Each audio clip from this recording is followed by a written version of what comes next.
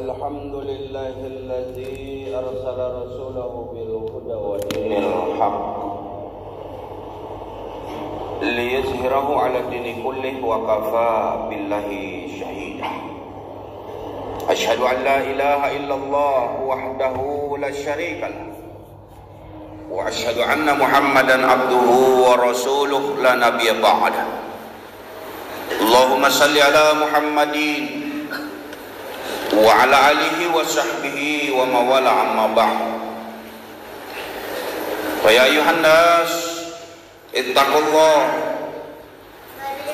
الله حق تقاته ولا تموتن إلا وأنتم مسلمون. Hadirin sidang Jumat yang dirahmati Allah Subhanahu wa taala. Mari senantiasa kita memanjatkan puji syukur kehadirat ilahi Rabbi Allah Subhanahu wa taala yang dengan limpahan rahmat karunia serta hidayah yang diberikan kepada kita sekalian hingga sampai dengan detik ini Allah masih memberikan banyak kenikmatan kepada kita.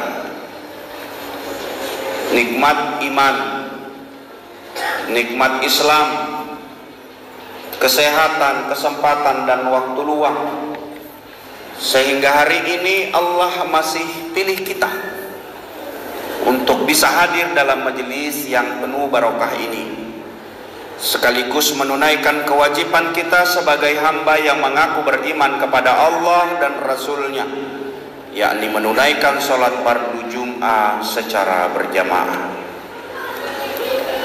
Salawat dan salam kepada Rasulullah selalu kita sampaikan kepada junjungan kita Nabiullah Muhammad sallallahu alaihi wasallam. Berkat perjuangan, pengorbanan, kesungguhan dan mujahadah beliau hingga Islam sampai pada kita sekalian. Mudah-mudahan dengan keislaman yang kita yakini mampu menghantarkan diri-diri kita sebagai hamba yang selalu berupaya taat kepadanya. Mari hadirin sidang Jumat yang dirahmati Allah Subhanahu wa taala, Hatib berwasiat kepada diri Hatib dan juga kepada seluruh jamaah. Mari kita selalu meningkatkan kualitas iman dan takwa kita kepada Allah Subhanahu wa taala. Takwa dalam artian yang sesungguhnya melaksanakan segala apa saja yang menjadi perintah-perintah Allah, yang kita iringi pula dengan kemampuan untuk meninggalkan segala apa saja yang menjadi larangan-larangannya. Karena hanya dengan takwa inilah kita bisa mempersembahkan yang terbaik semasa hidup kita dan nantinya bertemu dengan Allah, bukan karena yang lain, hanya takwa kita kepada Allah Subhanahu wa taala. Hadirin sidang Jumat yang dirahmati Allah Subhanahu wa taala. Kata Rasulullah, di dalam jasad kita ini ada segumpal daging, yang kalau daging itu rusak, maka seluruh jasad kita menjadi rusak.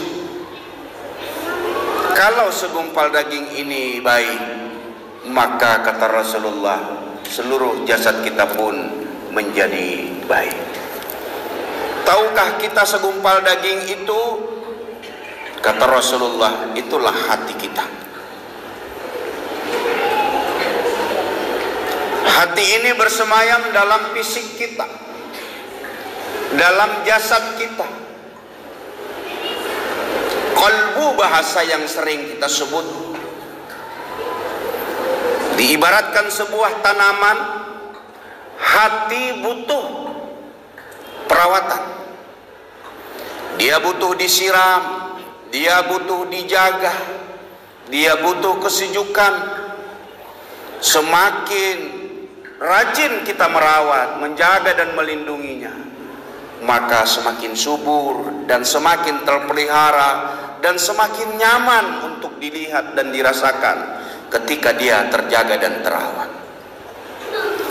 Maka hadirin sidang Jumat yang dirahmati Allah Subhanahu wa taala, hati adalah raja dalam kehidupan kita. Dari seluruh anggota tubuh kita, hatilah yang berposisi sebagai penentu. Tangan boleh saja berkeinginan untuk mengambil yang bukan hak kita. Kaki boleh saja melangkah kepada yang memang dilarang oleh Allah Subhanahu wa ta'ala. Otak kemudian berpikir dan merenung, merencanakan segala kejahatan kita. Tapi kembali kepada sang raja, apakah dia mau atau tidak. Ketika hati mengatakan tidak untuk bermaksiat kepada Allah, ketika hati mengatakan untuk tidak berbuat dosa kepada Allah, maka tidak akan terjadi perbuatan itu. Hadirin sidang Jumat yang dimuliakan Allah Subhanahu wa ta'ala. Maka dalam kesempatan singkat ini, mari kita coba melihat sedikit apa yang menyebabkan hati menjadi rusak.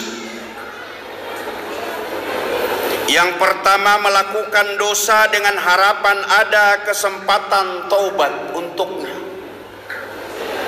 Orang-orang yang rusak hatinya diantaranya adalah orang yang selalu melakukan perbuatan dosa.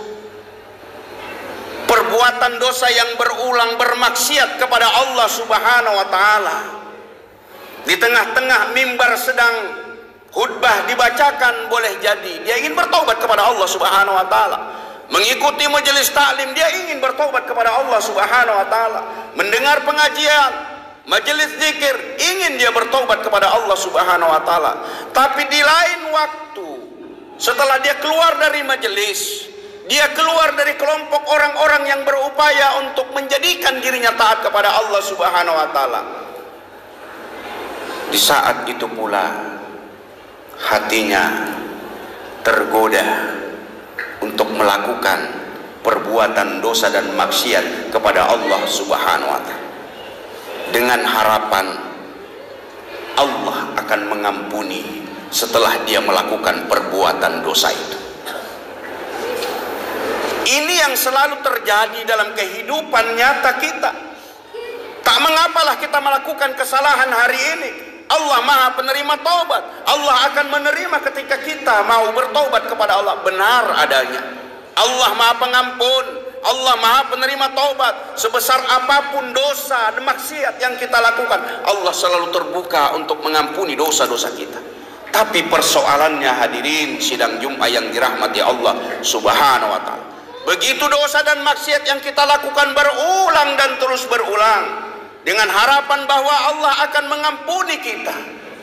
Tapi sampai kapan? Adakah jaminan di usia sekian lalu kemudian kita benar-benar diberikan pertobatan oleh Allah Subhanahu wa ta'ala? Tidak ada yang menjamin. Maka inilah yang akan melalaikan dan bahkan merusak hati itu sendiri. Kalau ada sangkaan, biarlah melakukan perbuatan dosa dan maksiat, nanti juga Allah akan mengampuni setiap apa yang kita lakukan. Sehingganya Allah mengingatkan kepada kita untuk menyegerakan diri, benar-benar bertobat kepada Allah Subhanahu wa ta'ala.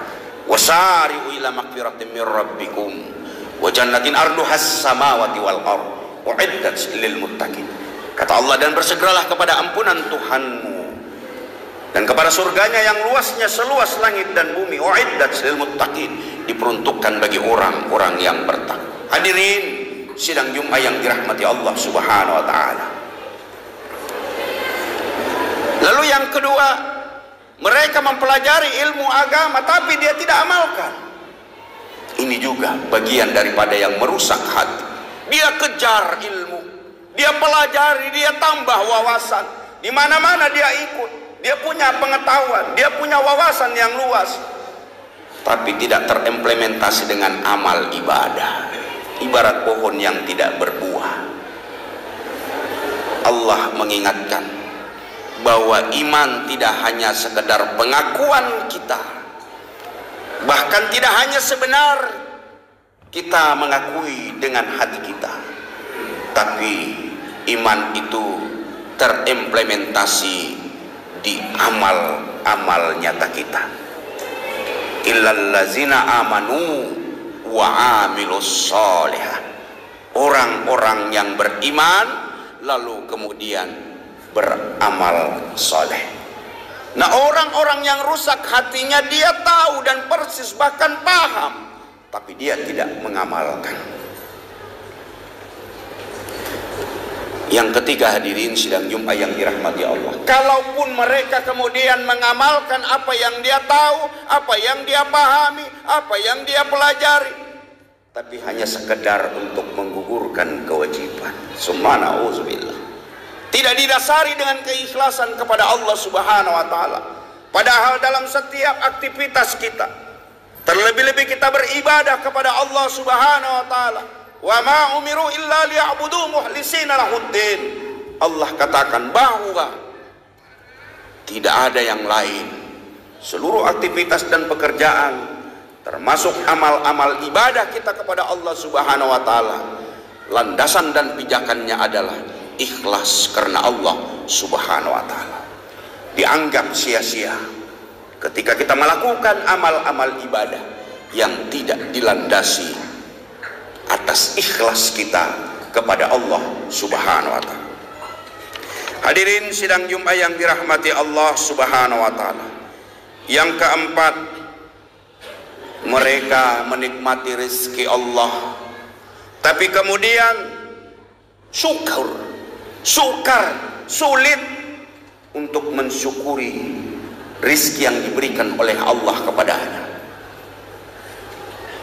Allah sudah katakan, jika kita pandai bersyukur atas nikmat yang diberikan oleh Allah, maka Allah berjanji akan tambah kenikmatan itu. Tapi ketika kita kufur, ingkar atas nikmat yang diberikan oleh Allah, kata Allah, azabku sangatlah pedih. Tentu hadirin sidang Jumat yang dirahmati Allah Subhanahu wa taala, memaknai rizki tentu tidak hanya sekadar uang yang banyak, rizki harta yang melimpah, bukan itu saja. Tapi apa yang hari ini kita miliki, jasad yang sempurna, kemampuan kita berpikir, kita diberikan napas, kita diberikan kekuatan, ini adalah rezeki yang patut dan mesti untuk terus menerus kita syukuri. Maka syukuri segala nikmat yang diberikan oleh Allah kepada kita, maka Allah berjanji akan menambah nikmat itu. Lalu yang berikutnya hadirin sidang Jumat yang dirahmati Allah Subhanahu wa taala, mereka tidak ridho dengan pembagian rezeki yang sudah diberikan oleh Allah Subhanahu wa taala. Rezeki ini takarannya sudah ada. Masing-masing kita sudah ditakar oleh Allah. Kita sering perhatikan, boleh jadi ada orang bekerja malam jadi siang, siang jadi malam, kaki jadi kepala, kepala jadi kaki, putar terus untuk mencari dan mengais rezeki. Kalau hanya itu takaran yang diberikan oleh Allah, itulah rezeki yang mesti kita terima dan syukuri. Nah, orang yang lalai hatinya dan bahkan rusak, dia tidak ridho dengan kebagian harta, uang, atau rezeki yang dia nikmati, selalu merasa kurang. Sehingga apa? Ini yang menyebabkan susahnya mereka untuk bersyukur kepada Allah Subhanahu wa taala. Terima sekian kurang, terima sekian kurang, terima sekian kurang. Sampai kapan dia akan merasakan kurang itu? Maka di sini terjawab langsung ketika kita ingkar dan kufur atas nikmat Allah. Kata Allah, azabku sangat pedih. Azab yang dimaknai boleh jadi kesempitan dada kita, rasa sakit ketika kita menerima apa yang sudah diberikan oleh Allah, lalu kemudian kita tidak bersyukur, akan berasa sempit, sakit hati, kecewa. Itulah siksa dan azab Allah kepada kita, orang yang tidak pandai bersyukur. Beda dengan orang yang bersyukur, lalu dia berlapang dada, diluaskan hatinya, menjadi tenang dan nyaman hidupnya. Inilah tambahan nikmat yang dimaksudkan oleh Allah, selain rezeki yang berupa materi dan lain-lain sebagainya. Hadirin sidang Jumat yang dirahmati Allah Subhanahu wa taala. Lalu kemudian yang terakhir, mereka menguburkan mayat. Tapi sedikit pun tidak dijadikan pelajaran bagi kehidupan mereka, bahwa satu saat kehidupannya sama dengan mayat yang akan dikuburkan, yang akan ditanam. Tapi mereka mengantarkannya, memandikannya, menyolatkannya, menguburkannya, tapi tidak sedikit pun dia ambil pelajaran bahwa kematian di depan matanya adalah sebuah guru yang begitu besar. Bahwa hari ini boleh jadi kita menanam saudara kita, menguburkan kerabat kita, besok, lusa, bulan depan, tahun depan, pasti kita pun juga berlaku yang serupa. Tidak sedikit pun menggetarkan hatinya sehingga dia lupa bahwa kehidupan ini abatasnya, bahwa hidup ini akan mati. Kullun nafsin zaikatul maut, kata Allah. Setiap yang bernyawa pasti akan mati. Maka setiap kita mendengar berita kematian, tidak pernah kita tidak dikagetkan. Selalu kita kaget. Begitu mendengar si Fulan bin si Fulan telah berpulang ke rahmatullah, itu adalah bagian sinyal dan isyarat Allah kepada kita untuk terus menerus mengingat kematian. Maka merenungi kematian adalah sebuah amal yang tertinggi dalam kehidupan kita, karena dengan mengingat kematian kita mewanti-wanti kapan kita akan dipanggil oleh Allah. Yang mati ini tidak memilih yang muda dan tua, tidak menunggu kalau kita mau bertobat terlebih dahulu, tidak menunggu si Fulan akan diambil oleh Allah ketika dia sakit, tidak sama sekali. Boleh jadi dia duduk bersantai dengan keluarga, mati. Boleh jadi dia sedang berolahraga, duduk minum, mati. Boleh jadi dia bermaksiat, menumpuk dosa kepada Allah Subhanahu wa taala, mati.